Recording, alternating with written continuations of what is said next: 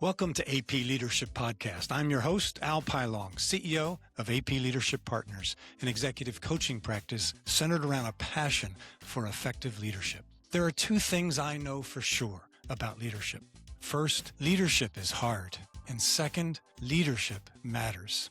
And so my hope today is that through the course of this conversation, you will find fresh ideas and inspiration for your challenging but important leadership journey ahead. Thanks for listening. The AP Leadership Podcast is sponsored by CXO Coaching, an executive coaching firm focused on empowering leaders and driving results. And now, let's get started.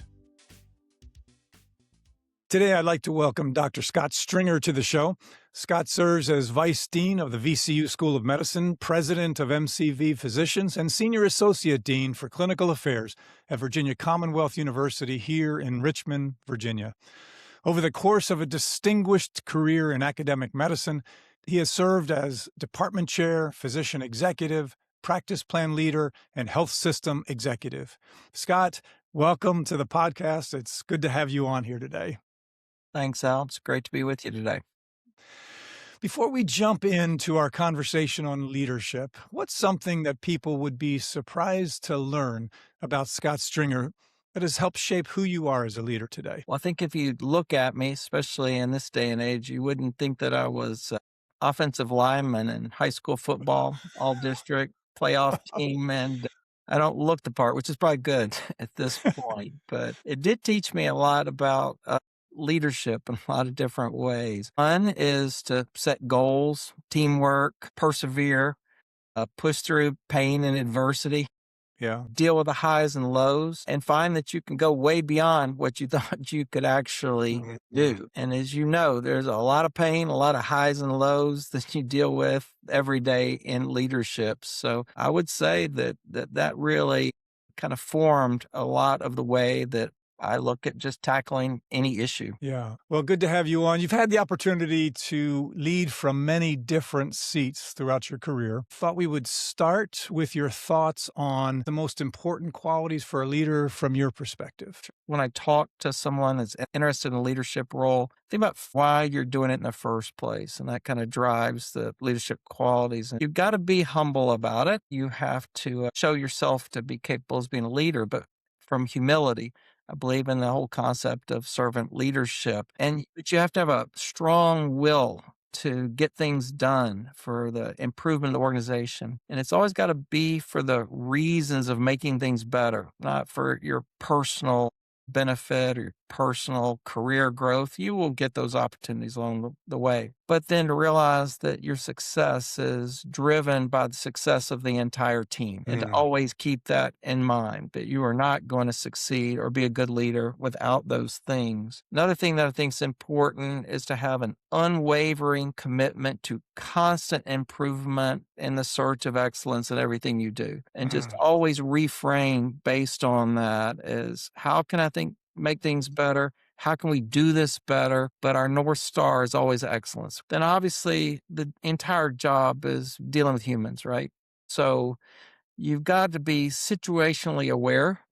You have to exercise self-awareness, self-control. You're passionate about things, you're driven, you're excited about things, but to make sure that you maintain an even keel throughout. So, and then I would just say the long haul. I see a lot of people that want to be leaders. They start getting involved, and the very first, month or two or year, when things don't happen immediately or don't happen the way they want them, they kind of give up. Leadership's not for me. So I think it's important to take the long view, to be resilient and persistent and adaptable. That I see the brick wall in your background there, and it reminds me, I tell people, when you run into a brick wall, you got some choices. Beat your head against a wall, go around it, or go over it, or just quit. And so just be flexible in the long-term approach. You know where you're trying to go, but it doesn't have to be right through that wall. Right.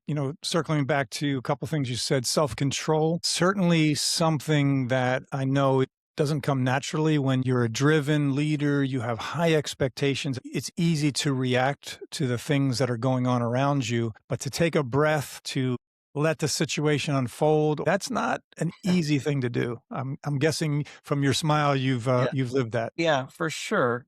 Last week, I can just feel it kind of inside going, okay, take a breath here, as you said. Yeah, yeah. And I also love the idea of the long haul, that it's a self-discovery journey. It's a journey of growth. You talked about constant improvement. The learnings never stop. So, yeah, tell me a little bit more about that from your perspective, your own personal leadership journey. A few little small roles in, high school student government and things like that. And I guess looking back on those, I always thought I had something to contribute. I'd see things that I think we could make better. And I probably Yeah. drive my wife, Michelle, nuts with that because I'm always looking for how something can work better. And so I didn't go into anything thinking I was going to be a leader. I went into it just thinking that's what I do. I love to teach. That's why I picked academic medicine. So I remember within a month or two in our outpatient clinic, I'd actually taken the time to go do a several day course as a chief resident on how to start a medical practice. At that time, I thought I was going to start a solo practice. And so I had a lot of ideas about that I'd gotten from that course, and I thought it could run better. Next thing you knew, I was our medical director. And then I had some bright ideas about the residency program, and I was residency program director. Then I realized, well, wait a minute. If I'm going to get anything done, I got to get a seat at the table. If I'm going to make things better for our patients, make things better for our learners, along the way, I went back and got an executive master's of administrative medicine at the University of Wisconsin-Madison, because as you said, there's a lot to learn. And I Yeah. realized that I did not know it all. I did not learn those things during residency or medical school. Yeah. I had formal education as well, got roles like vice chair, et cetera, and shorten the story, went on to the University of Mississippi to chair a department, and we were all ahead of our own practice plan. And then it became time to unify those, and I found myself president of the conglomeration of practice plans. And next thing you know, I'm leading practice plan consolidation. Next thing you know, I'm associate vice chancellor for clinical affairs. And next thing you know, I'm partnering in the health system. And then something changes. And then I'm, running the health system for a few years. And so it was not a plan. There was Yeah. no plan whatsoever in any of this. I just wanted to help things improve, have the organization succeed, and have the patients and the learners that, were important to me do well. Yeah. Yeah. It's a journey. Leadership's a journey. There's a book that comes to mind by Eugene Peterson, I believe, is the author. It's called Long Obedience in the Same Direction. It's just that focus, that perseverance, that resilience, that just continual movement forward in your leadership growth and development. What's a book on leadership that has made an impact on you? Sure. Hands down, this one's Good to Great by Jim Collins. And One of my all-time favorite books, Good to Great. absolutely. Yeah. The reason this has stuck with me is because I think it offers timeless principles for leadership. And also, I think it's an excellent way to frame any new situation or leadership position you're in, to look at the situation you're in, assess the people, assess, as they say, the brutal facts there, to decide how you're going to focus on what you're going to do, and then to remind yourself that the success is that constant discipline and execution. The book continues to serve me well. In fact, I've been in this position a couple of years, and my leadership team, we've just gone through, read the book, all had a book club on it for several weeks, and I just find it always to be helpful for reframing how to approach things and reminding yourself of what the key things to focus on are. Yeah. Yeah. Lots of great principles there as well. I love the fact that the book was born out of his research on organizations that had sustained excellence over time. It just really sort of illustrates what works in the long run. Maybe one or two things from that book that really have impacted you personally. Well, some of them are more tactical and some of them are strategic, but I don't think you can ever overemphasize it's all about the people. It's Yeah. all about the people. And something very difficult to do is I've had some situations where I went in and it was a rebuild, like everyone was gone. So you Yeah. have to be a little more picky about who was there. The challenge of knowing when to change someone on the team. Yeah. And that is, as the book describes, first, make sure it's not us. Make sure that we're not standing in that person's way. Make sure that we don't have them in the wrong role. And so give them the tools, give them the opportunity to succeed. But once you know that person would be better served in another organization or another position somewhere else, I do truly believe it's the kindest thing for everyone to help that person see that and to take advantage of that opportunity. So I would say as soon as you've checked all those boxes and you know that that person is not suited for achieving the goals of that team, it's time to act at that point. It's so easy to wait for the right time. As they point out, there's never the right time. There's never the best time. Things come up that you don't know are happening. So that would be one. And then I really appreciate what you said about make sure it's not you as the leader standing in the way. And the other thing is, it is a kindness to move someone on where their fit is not right for them or for the organization. Absolutely. Yeah.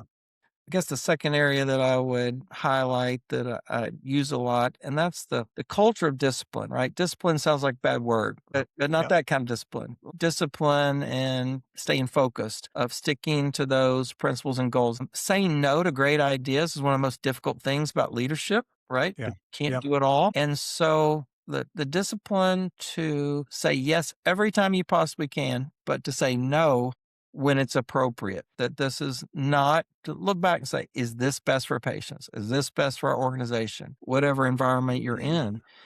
And then to stay focused and to say no, or maybe not right now, to those other ideas that we could be doing. And I find that to be one of the most common challenges that a lot of organizations and leaders face, is that ability to stay disciplined when it's not popular or it's not a fun thing to do.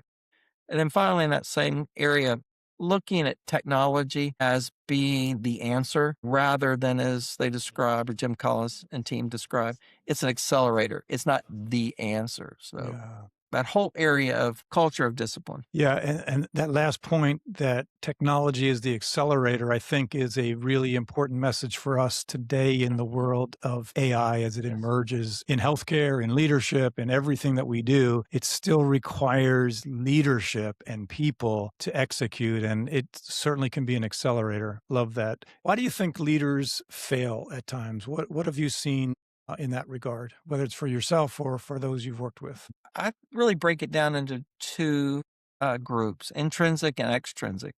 And there's just some situation, no leader is going to succeed in that situation. But from an intrinsic standpoint, it's some of the things we talked about before. You're really in it for the right reasons in the first place.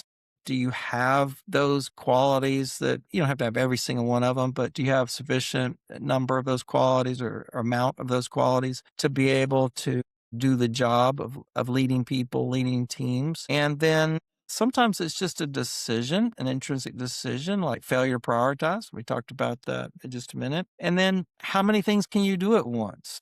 And sometimes that's not always in your control, which we'll get into the extra of what you have to do when you're facing a financial challenge, as opposed to what you would do otherwise. And then, deciding the right speed for change. The word change is going to come up a lot because that's what we deal with so often. And then when. So I think some of it's just your intrinsic qualities, whether you've developed those qualities that you have, why you're in it, and then those few key decision points can sometimes get you in the wrong position. But I'll talk about the extrinsic a few times, which lap over into the intrinsic. And that is sometimes the idea time has not come. This is something I heard a quote from in my business school training. It just, some ideas politically or from a business perspective, the idea just hasn't arrived. It's not the right environment, right time, right people. May not be a great idea. But assessing, like, not whether there's a problem or you have optimal resources,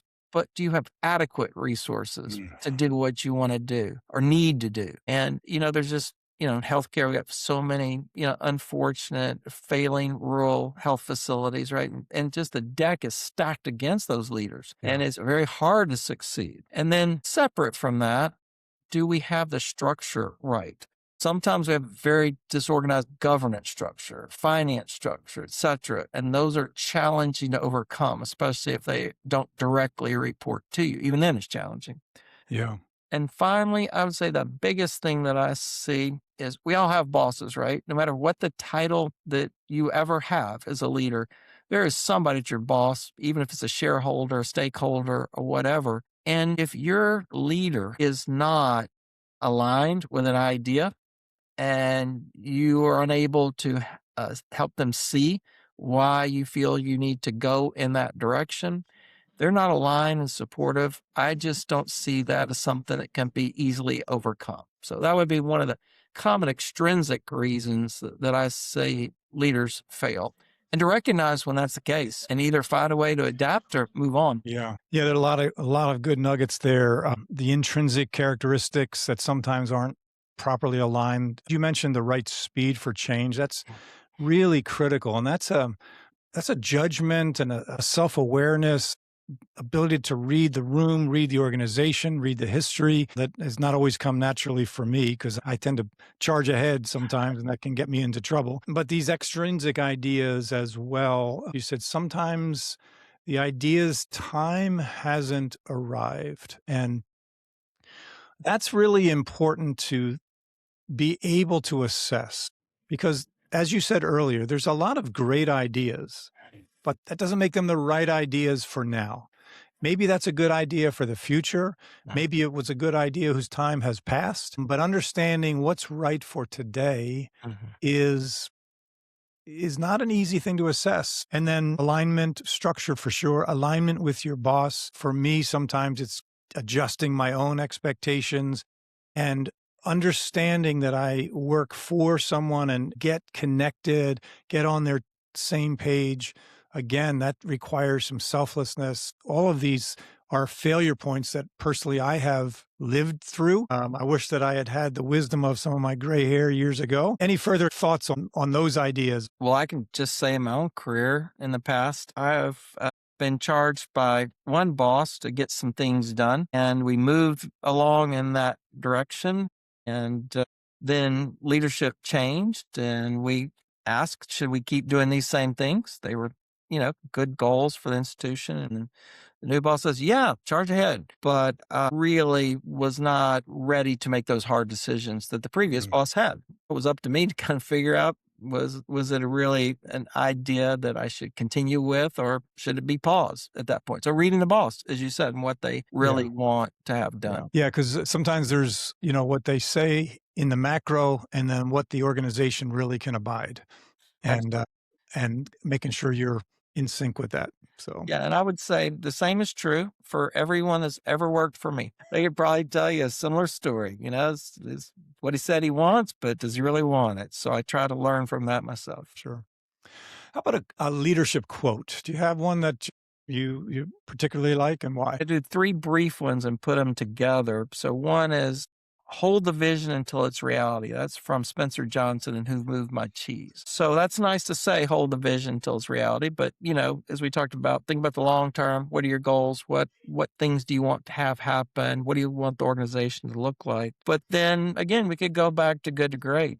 The second quote is, culture is the people you surround yourself with. And that's, a lot of people said this, but John Lynch, the Denver Broncos general manager. But you're not going to get to that reality until you have the right people and that you create the right culture in the organization. And it's all about people. And then finally, how do you actually mechanically do that? I'll take the James Clear quote, you do not rise to the level of your goals, you fall to the level of your systems. So I'm a firm believer you've got to have things systematized. They're moving so fast, change thrown at you from every direction. Just run around, putting out this fire, that fire. Yes, we have to firefight, but we need to do fire prevention so that going forward, we're going to be successful. So I'll put those as some recent ones that go together. Yeah. So perseverance, the first quote. Yep.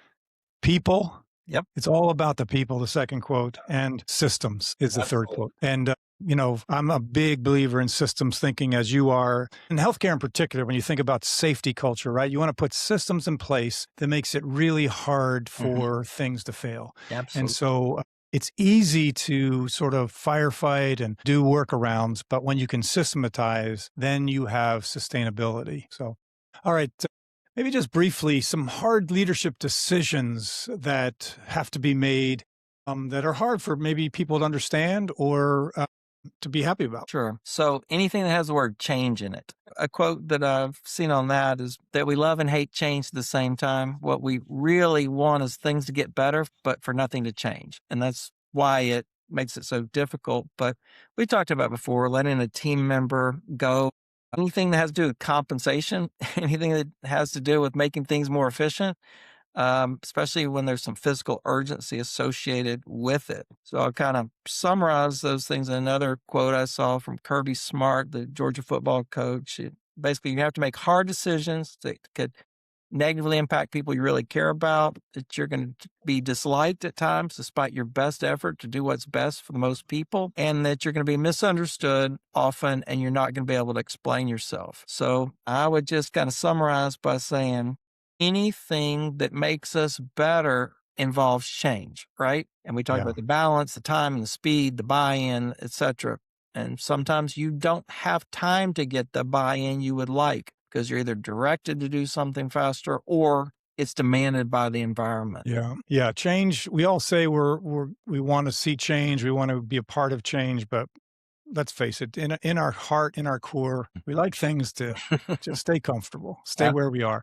But comfort and excellence don't always go together. Absolutely not. Yeah. All right, let's wrap up with a final thought that you'd like to share on leadership for our audience. Well, I guess I would come back to maybe why people stay in leadership, get in leadership, do well in leadership, and that's about wanting to make things better. And I don't know what the proportion of joyful days and struggling days would be in my career. When you're in the zone, when you have built a great team and you have your systems in place and things are humming and great things are happening and the team members are proud to be part of that. You're getting great results. You're achieving external validation through scores or grades or whatever it is. It is so wonderful. But you have to remember how hard it was to get to that state in the first place. And then there's other periods of my career, and I'm sure everyone else's career, where you just feel like you're in a coal mine. You're just slogging it out every single day. It's hard to see the progress. Of course, it's always important to look back, but just to keep that perspective, you sure better want to do it. You sure better enjoy what you're doing, be dedicated, because it's often, as you well know, it's a very thankless job. You have to have that internal gratification of seeing things done well. Yeah, you basically just reinforced the statement that is in the intro to every one of these episodes, in which I say leadership is hard, but leadership matters. Yes. Really appreciate you coming on today. Scott, thanks for joining me. Thanks for your insights. Oh, it was a pleasure. Appreciate it. Thanks for listening. Leadership is rarely simple and it's rarely easy. And that's exactly why it matters. My hope is that something from today's conversation gave you a moment to pause, reflect, or see your leadership in a new way. Until next time, lead well.